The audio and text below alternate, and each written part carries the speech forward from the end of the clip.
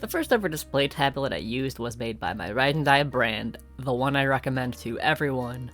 My goat, Huion. About 5 years ago, I bought myself the Huion Kamvas Pro 16 and even made a video about it on this very channel. Please don't find that I hate my old videos. So when Huion themselves reached out and asked if I'd like to work with them, I was ecstatic. It wasn't just the idea of working with Huion that excited me, but the tablet they wanted to send me was the Huion Kamvas 16 Gen 3, which is essentially an upgraded version of my first display tablet I bought myself all those years ago. So of course, I said yes. But first, a couple of things. I want to thank both the folks at Huion and you, the viewer, for being patient with me while making this video. It was intended to come out much sooner and it wasn't even meant to be my next upload, but if you look at my upload history, there's been a little change in plans. I was navigating both house repairs and a heavy life event I'm not quite comfortable talking about, so while I wasn't planning on stepping away, thank you all for awaiting my return. And secondly, Huion sent me this tablet for free to try out for all of you, but this video is not sponsored. They aren't paying me to say anything in this video, and all opinions are my own. With all that out of the way, let's unbox this thing. Opening the box, the first things you'll see are a piece of paper describing all of the technical aspects I never understand, and the tablet itself. This tablet has 2 dials, one on the top and one on the bottom, and 6 customizable buttons. It also comes with a stand that you can adjust to your preferred height. Naturally, it has a pen holder with extra nibs stored inside, and the pen itself, which has 3 buttons on it. There's all the cords you'll need to connect your tablet to both your PC or laptop and your smartphone, including a USB extender. Lastly, there's the glove, small cloth to clean the screen, and the instructions. Setup was incredibly straightforward. The instructions were very clear and concise, and it's honestly so simple you could probably figure out how to do it yourself if you're also plagued with ADHD and can't read. Downloading the driver was very quick, and installing it was even quicker. When trying a new tablet, it's always recommended to uninstall any previous tablet drivers to assure the best performance. But since the current tablet I use is also a Huion tablet, I was curious to see if I could use it while keeping my previous tablet functioning. And surprisingly, I could. I was able to have both tablets set up, could access both of them from the driver menu, and could switch between them just by switching which tablet I was drawing on. I will say that after filming this video, I had some display issues when I unplugged the Kamvas 16 Gen 3, but it also started working again after replacing one of the cords on my main tablet, so I'm not sure if the issue was the drivers or the cord itself. So to assure the best performance, I would still recommend you uninstall any previous drivers, but this was a neat thing I wanted to mention. In the driver menu, you can set the buttons and dials to any shortcut you want. I started by adding the shortcuts I thought I'd use the most at the buttons my hands would naturally rest at, and everything else I knew I would just have to adjust as I got used to the tablet. I honestly had no idea what I would use 2 dials for, so I was very interested to learn what would work best for me.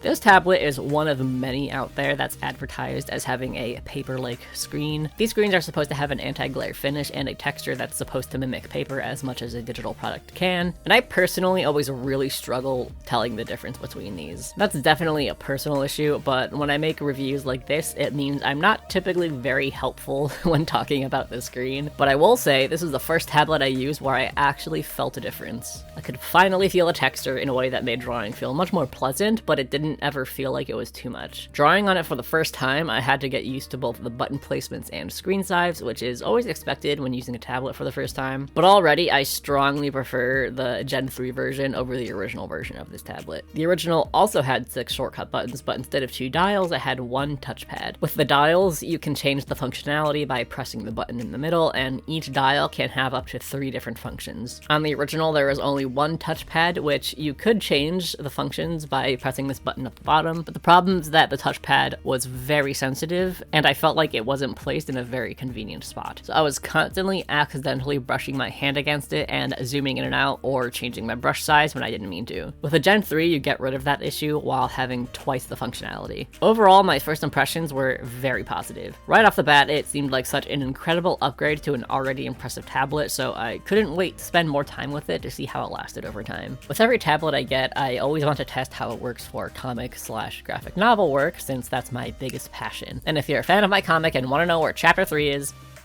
I'm working on it. I've made jokes before that every time I want to stream more regularly and release the next chapter of my comic, I experience at least one dramatic life event, and let's just say that still rings true.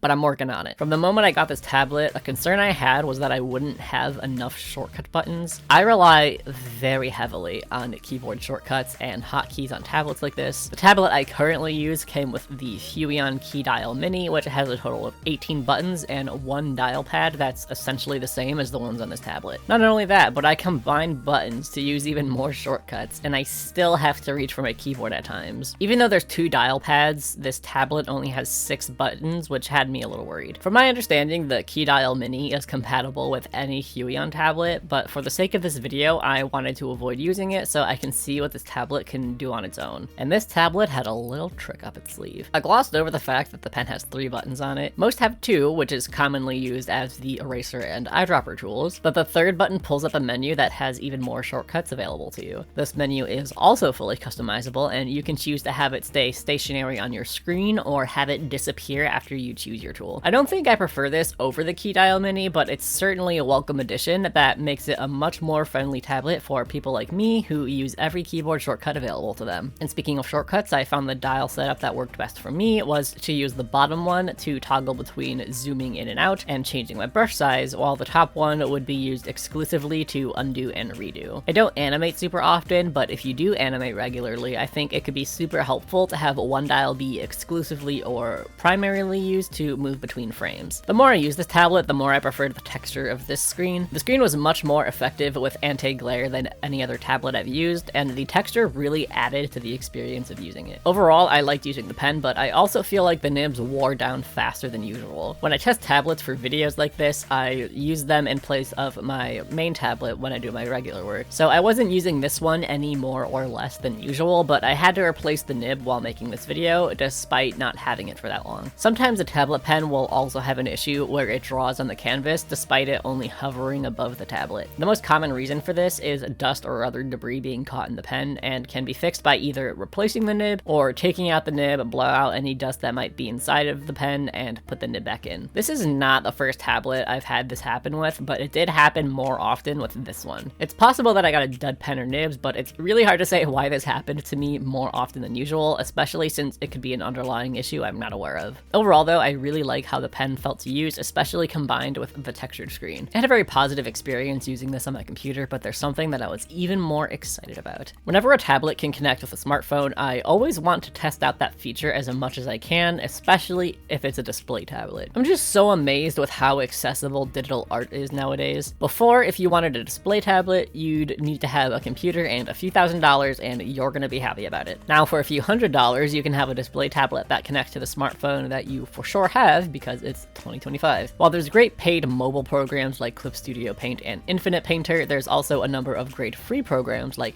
Paint, which is the one I'll be using throughout this video. Since you don't download a driver when using tablets on your phone, that usually means you can't use any buttons that would be on it, since there's no program to detect them. But what's interesting about Paint is that it actually detects your tablet. I've only tested this one, but looking into the settings, it can identify a lot of common tablet brands. I can't assign multiple functions to the dials like I can on my PC, but the fact that I can assign the buttons to anything at all was a pleasant surprise. Due to the app limitations and different functionality, I did have to memorize a different set of button placements, which was unfortunate, but unavoidable. I didn't experience any connection or technical issues while using it on my phone, and all of the issues I had was because of my phone or the program I was using. For example, one of the dials was set to zoom in and out, but when using it on my phone, it would sometimes struggle to zoom smoothly, but I've never had this issue when using it on my computer. So if you plan on getting this tablet and plan on using it either mostly or exclusively with your phone, be sure to keep that in mind, especially if you're super sensitive to flashing images. So, what are the pros and cons? The size is great for both beginners and professionals. If you're a beginner, a larger screen might feel a bit daunting to use, and if you're a professional, you might want a larger screen so you can see more of the drawing at once. Personally, I prefer the larger screen of my regular tablet, especially for comic work, since it helps me from zooming in and out too much while I work. But personal preference aside, the size of the screen is great. It's also generally a very thin and lightweight tablet, so it doesn't take much space on your desk, and it's very easy to move around. Whether you're a student who's always on the go or just want a change of scenery while you draw, it's very convenient to take with you whenever you need it. The cords also came with cord management with very sturdy Velcro, which is always a nice plus. I already mentioned that I didn't necessarily have to uninstall my previous driver, so this driver is also compatible with at least some other Huion drivers. And of course, it's compatible with your phone.